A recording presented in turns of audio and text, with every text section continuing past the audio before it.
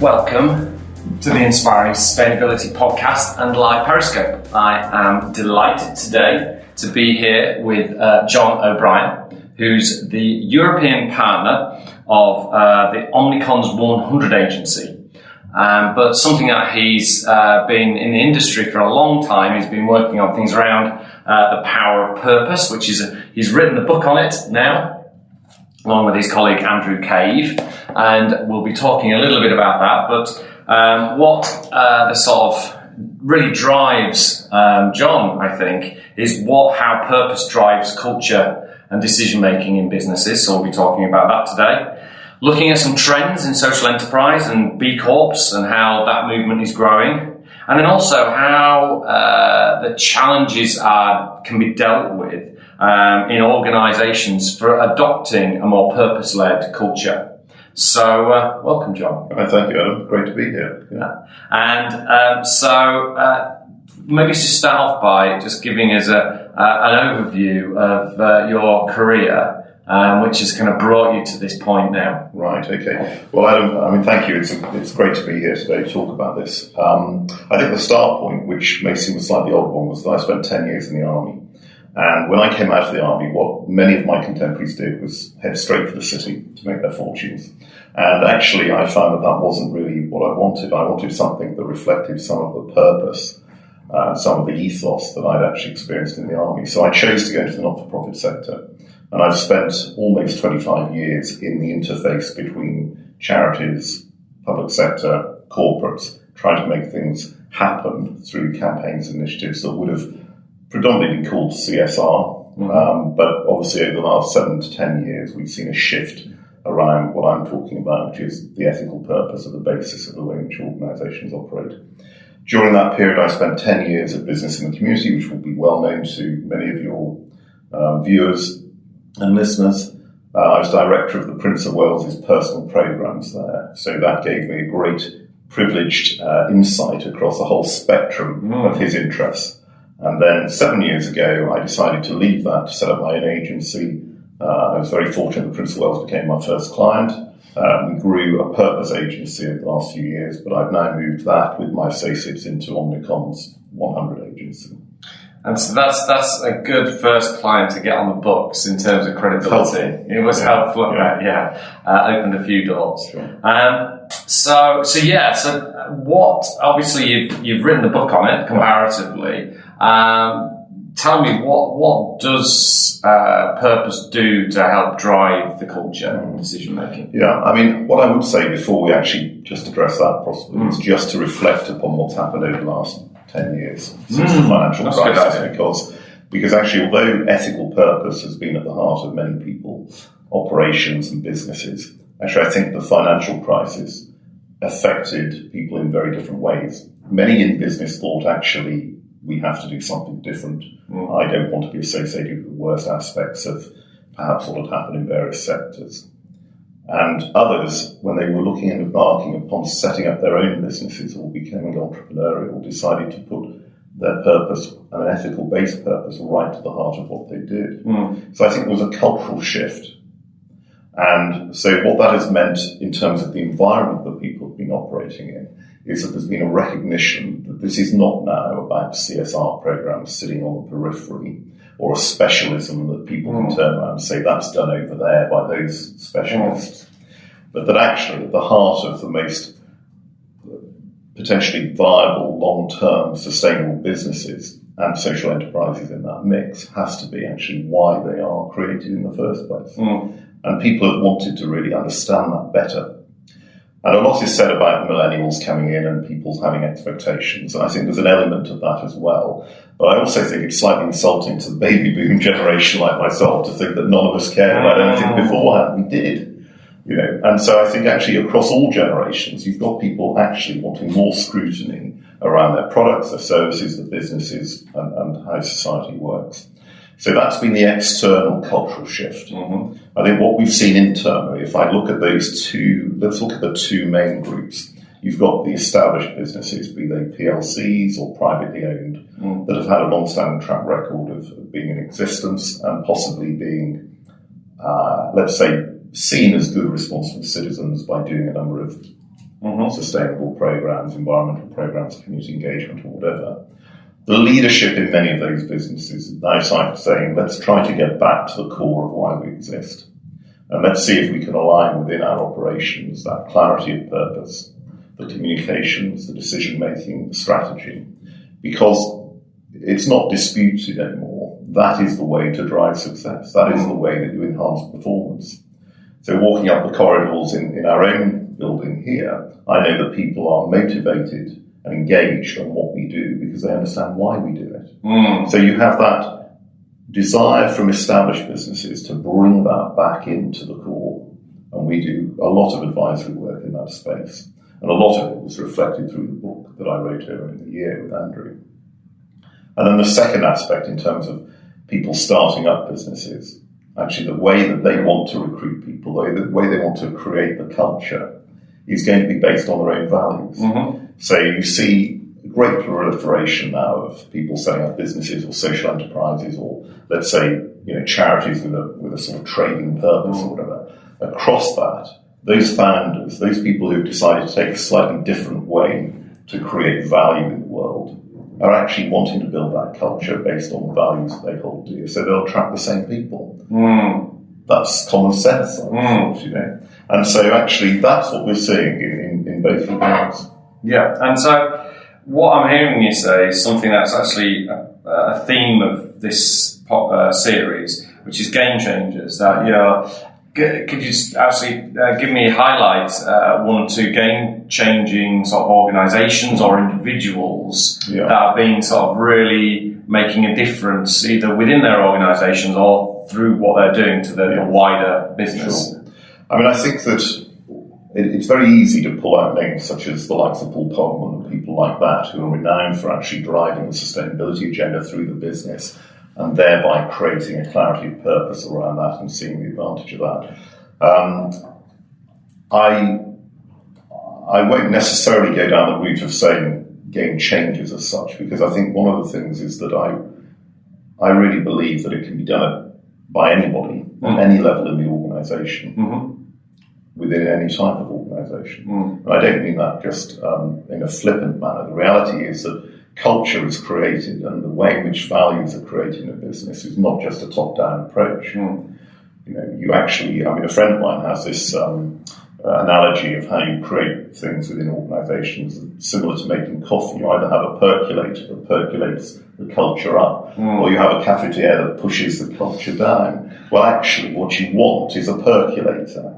You want people in the organisation to feel that they are the game changers, that they don't just look to the boss to be the game changer. Yeah. And I think that if you are the boss or if you're in a leadership position, then you want everybody around you to be active and thinking and engaging on the agenda in order to be the game changers. So yes, I could cite, there's tremendous examples in the book. Timothy Melgan of Paperchase. Paperchase, you go in there, it's an entirely creative, purpose-driven business. Edwin Booth of Booth Supermarkets has done tremendous things in the Northwest. You have a clarity of purpose in some of the big institutions like Unilever or J&J, Johnson & Johnson and others. But then you go in to see how it has driven a resurgence around Lego, where the company, a privately owned company like Lego, had its challenging times. You get a clarity of purpose coming back in about fostering children's imagination, and it makes things happen in a certain way. Decisions become much more simpler. People get behind that in a way that they weren't perhaps behind the company before. So there's a lot of different individuals, but I think the critical thing that they can do is actually to help everybody in their organisation become a game changer. That would be my approach to that. Institution-wise, obviously, we've had in the UK things like Blueprint for Their Business, which emerged out of the financial crisis. Everybody will know about that. And I think that created a very important, again, opportunity for a sort of framework of values to allow people to reflect in terms of how they might apply that type of thinking through the business. We interviewed the founder of the B Corp movement in the US for our book, which is now obviously in the UK as well. I think they've got probably about 3,500 businesses registered around the world. So it's growing. And I think that an organisation like that allows people to have some sort of external accreditation. So it allows them to think, actually, this is what we think we're doing right. is that something that can be recognised with a sort of association or a kite mark in that way? Any of the proliferation of organisations that try and make things like that happen effectively change the way in which business is being viewed or interpreted. And so I think the more the merrier in many ways. I mean, people worry about, well, do I do Blueprint or do I go B Corp or do I sign up to BITC or whatever? I'm a little bit ambivalent about it. You can take from different organisations the thinking, you can create something around your own organisation and then find the right institution that mirrors what you want to be associated with. So you gave a great overview there, and actually there's an indication there of something which was the first major question, which is about how purpose drives culture. And you alluded towards Lego and how their purpose is to unlock children's creativity, which I remember when I was a kid, that very much unlocked my creativity. Maybe some other examples of how that's being utilised that you've maybe directly worked with as well. Sure. So, I mean, actually, there's a great quote from Peter Drucker, actually, that says, "Culture eats strategy for breakfast." Well, I've added a line to that, which is that actually culture gets its appetite from purpose. And I think that's absolutely right, in that if you can have the best strategy in the world, but actually if the culture is battling against that strategy, you'll never deliver it. If you think about how the culture is formed, that becomes based on the character of the organisation and what the individual's purpose within that wider corporate purpose is. Now, I have to be slightly careful because obviously we get approached by clients who are well-renowned in the public domain, but are not necessarily content with where they're at. So you'll forgive me if I don't necessarily name names in particular. Yeah, maybe, have you got any historic clients that you could name? Anything like that it's been kind of like... Yeah, I mean, I think, yes, I mean, but even so with them, but I mean, yes, I mean, if you take, for example, work that we've done, we did a lot of work in the past helping, we had a range of companies. There was a financial institution. I'd be slightly careful even with historic. No, that's fine. I understand. After the financial crisis, there was a financial institution that came and was looking at setting up a new business in a particular part of the financial market, which was renowned for, in their words, being dirty. Okay, so they knew that they were going to go into this market, and there was good sense for them to go into this particular part of the market, but they wanted to ensure that as they brought people together from different parts of the business and recruited new people, that they created what they wanted to be was the most ethical and values-driven proposition in that space. So what we had to work with them there was actually ensuring that they were creating a culture out of bits of people, bits of organisations that had been affected very badly in the past. Now, the creation of that internal culture meant that once they were confident that they were meeting their own expectations, they were able, therefore, to go out and present themselves as the most ethical opportunity, rather provider in that part of the marketplace. But I think they work very hard at that, and we work very hard with them walking through and helping individuals understand some of the decision-making process. And within that, there was a conflict. There was a new chief executive who had been brought in. The new chief executive found, let us describe it as a legal means of reducing their tax bill. And we had to say, sorry, what are you talking about? It's not that it's legal. That's not the issue here. It's actually whether or not it's morally correct. And given the context and the environment that you've tried to get yourself out of, is that really the decision that you want to make? And between the group chief executive and the new chief executive, there was a silence. And we had to be the catalyst to make certainly the new chief executive understand that that wasn't going to be the way that business was going to be positioned. Now, interestingly, that person moved on within 18 months of the business being launched because there was the sense there was a mismatch. So there are sensitivities in that way, but nevertheless, we've seen companies like that then carve out their part of the sector very well. In more discreet ways, we've been able to help people simply get over to the general public clarity around their purpose and clarity around their credentials. So with Virgin Atlantic, for example, we helped to manage the process which put their animated credentials into the in-flight movies with Richard Branson voicing what they were doing in terms of investing in different fuels and looking at recycling, etc., etc. So sometimes it's about helping them with the clarity of purpose. Sometimes it's about getting that in a form that the public can understand and build a reputation up. So there's a variety of different ways that obviously we work with companies. No, absolutely. I mean, John is a very humble person, but I am going to mention what the publisher put on the top of his book, which is that there's a quote from Sir Richard Branson of the Virgin Group saying, "If you are building a business without purpose, not only are you missing the point, but you are most likely missing out on the journey, the excitement, and the profit too." So it's great that you've got that at the top there, and that's obviously somebody who represents that purpose drive very well. I mean, I think, Richard, we had content from Richard, and we had content from Paul Pullman, people like Mark Price from Waitrose, tremendously, he wrote the introduction. We had a range that we also wanted to cover across many of the sectors and companies that we worked with, or that we worked in collaboration with on various things. And I think that some of the great lessons will come from some of the emerging smaller businesses. So where you've got really passionate individuals creating the B Corps, they're going to be the big businesses of tomorrow. And so although the book often, like so many books, you sort of concentrate on those that have created the great value in their businesses and the great value in society, I wouldn't underestimate at all what is coming up through the roots of the new businesses that are starting up.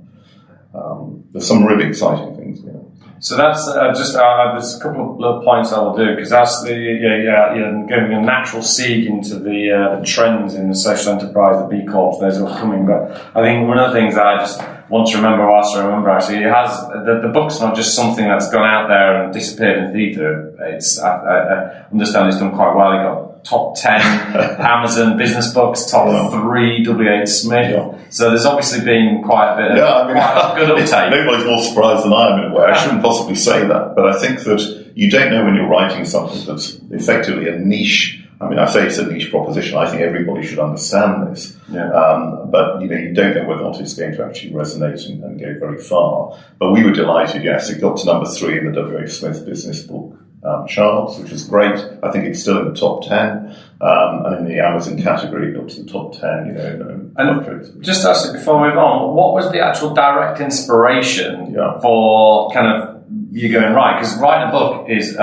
it's not a small task. No, I know. So about 18 months ago, I had more than one person ask me about some of the experiences, rather like you yourself are doing. And in particular, they were individuals who weren't necessarily going to engage us as a business, but were just genuinely interested in how they could, learn more about the subject matter. I was then approached by a company who said that you thought about it, and I think I was getting... as I say, within a short period of time, I had probably 3 or 4 approaches. Right. And I thought, well, perhaps this is the time to do it. Fortunately, through the work that we've done, we could get input from the chief execs of many of the best companies in this space. And also some less well-known ones, private equity people doing tremendous things and things like that. But I also wanted to find a collaborator that I could bring in another element to it. And Andrew Cave is a very experienced journalist, formerly the Telegraph business editor for the US in America, and contributor to Forbes and Times and Telegraph Now. And so I sort of known Andrew a little while, and we got together and thought, well, actually, Andrew has spent sort of 25 years observing the business sector and commenting and observing on what's happening in business. I've spent almost 25 years working there, trying to make companies change their behaviours. Could we combine those experiences and combine those connections to make something that would make sense? And so I think, that's how the book came about, and we were delighted when he built that attention. Yeah, no, brilliant. But back on track a little bit, which is about trends in social enterprise and B Corps. And one of the things that I find interesting with B Corps is that what it does is it gives it a guidance to business of how to act. And one of the reasons why I say that, because businesses, especially the larger corporations, there is a part of them which they've been kind of given the illustration that they're like psychopathic or sociopathic, because they don't literally have the ethics that humans are born with, because they're just this kind of organism but it doesn't have that. But one of the things, and so that's why if they're allowed to go kind of too far off the track, some of the bad behaviours can come out and be more likely. But what's interesting about things like B Corp is it starts to program into the DNA of the organisation that it's much less likely that some of those behaviours will come out.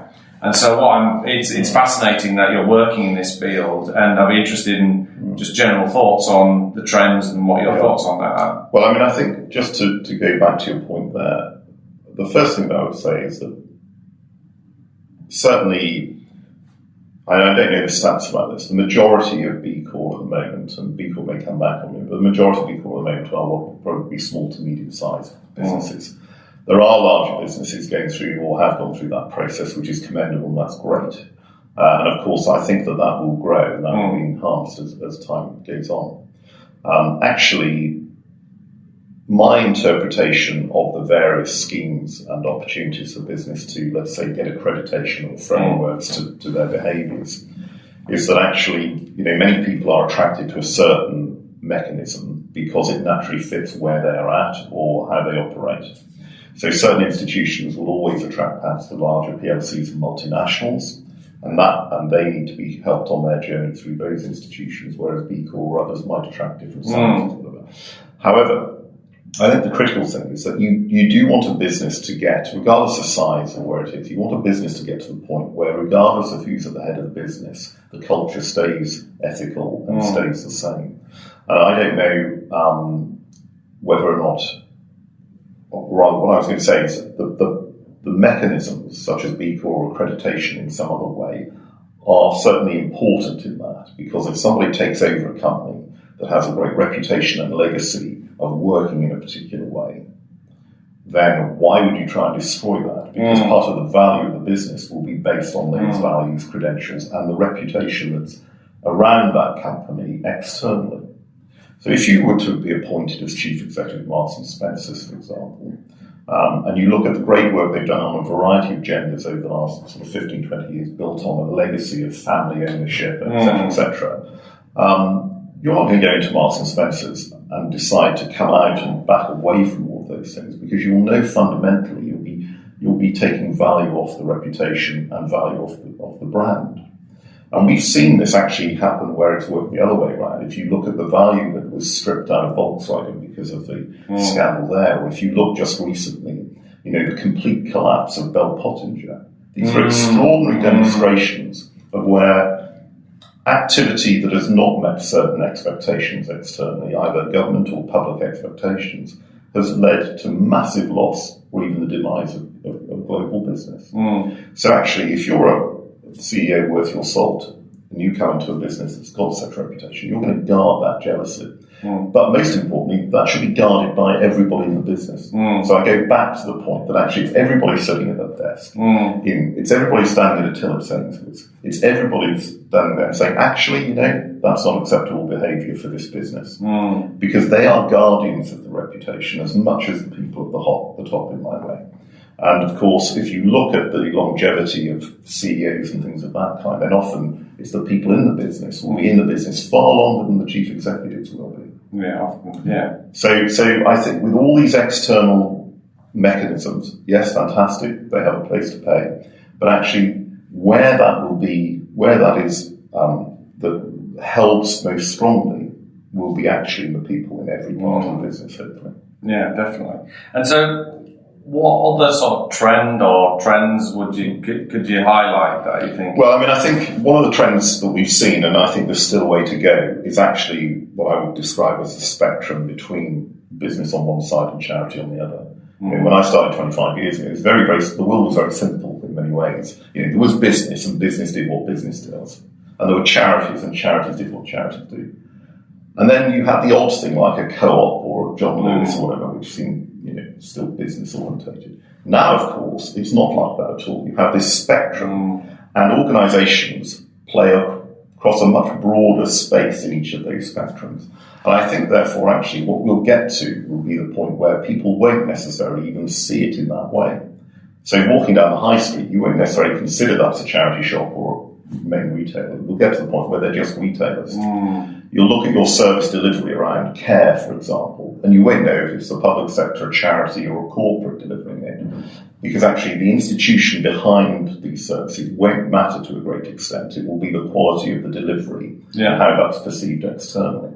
So I would hope to see, personally, a greater... I'm not one that sees everything going back into public ownership, but I do think there'll be a growth in what I would call the social space, where an enhancement of social enterprise solutions, where you can actually churn, profit or surplus back into the issue that you're trying to address.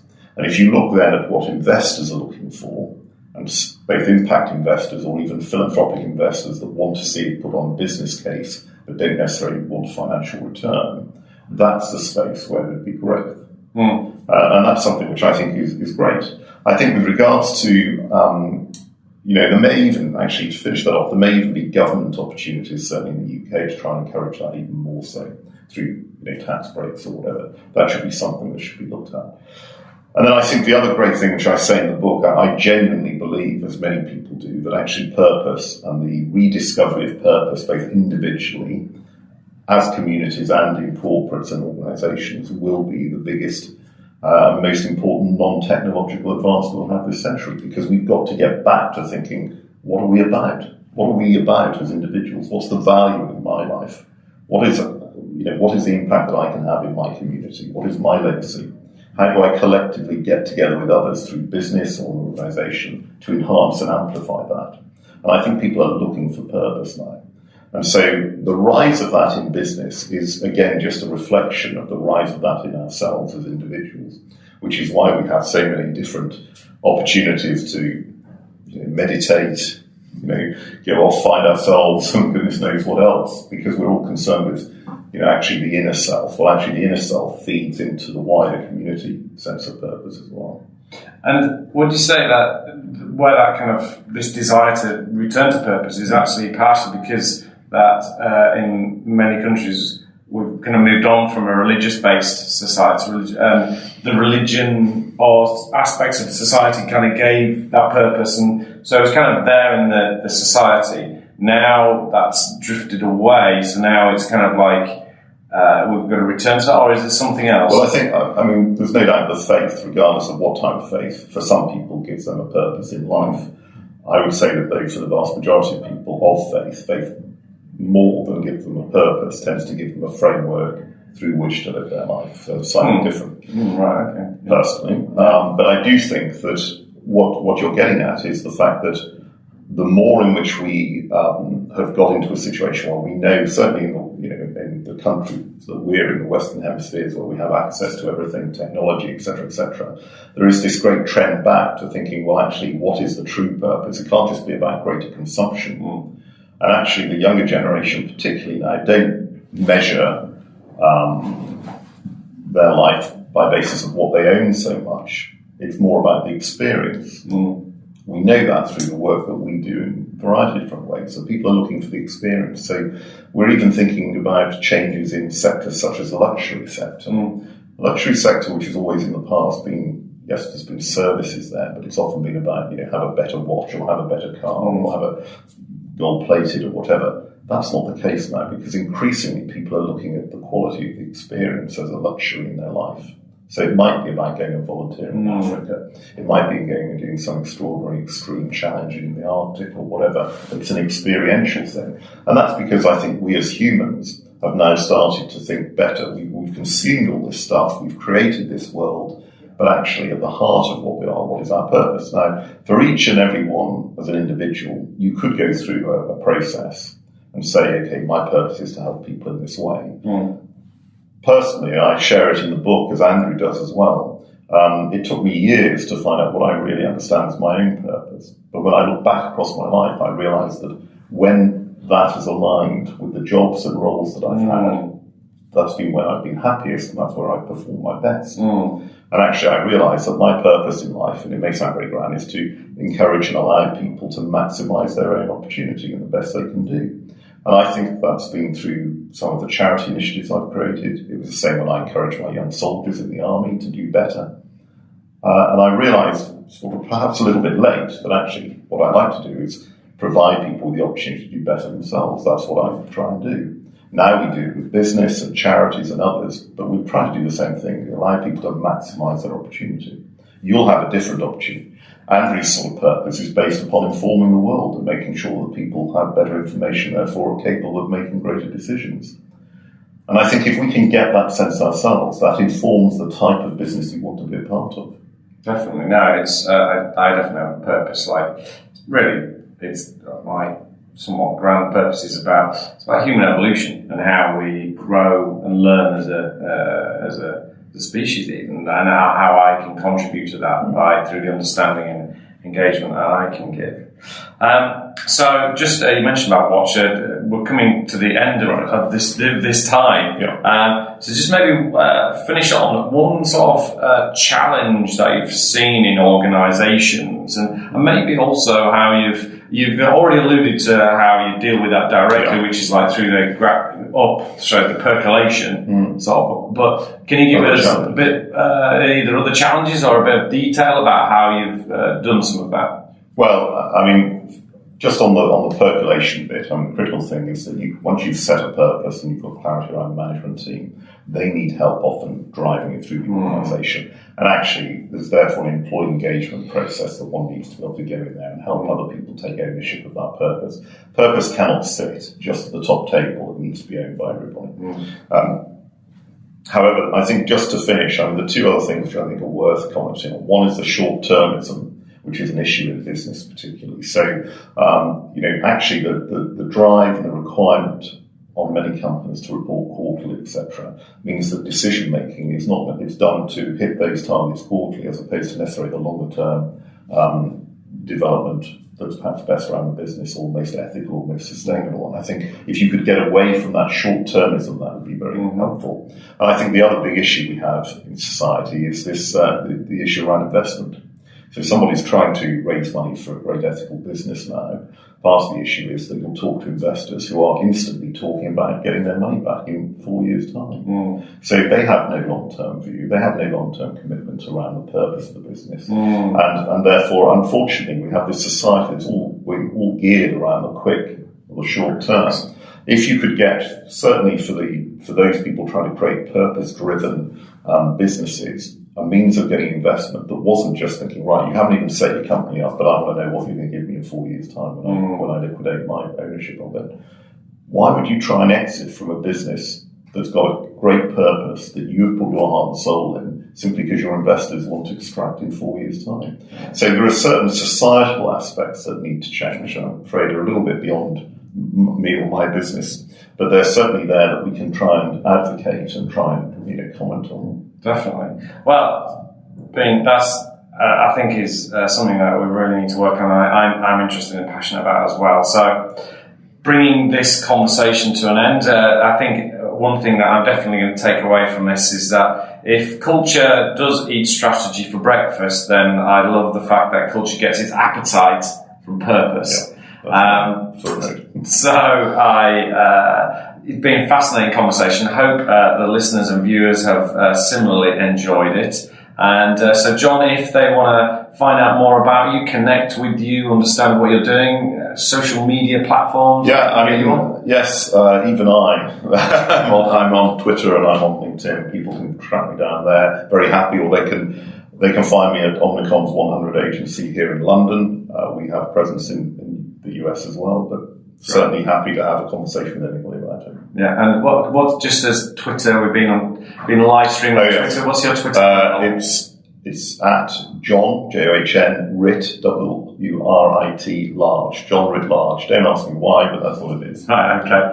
And if you want to find me, Adam Woodhall, you can find me in similar places. It's at Adam Woodhall on both LinkedIn and Twitter. You can find more of these podcasts on the Inspiring Sustainability, inspiring-sustainability.com website. And I'll be continuing to do these with other fascinating characters and people who are helping either through particularly in this case, percolating with organisations being game changers. So thank you, John. You're welcome. And it's been a fascinating conversation. And thank you for the listeners. This is the end of the Inspiring Sustainability Podcast. Thank you.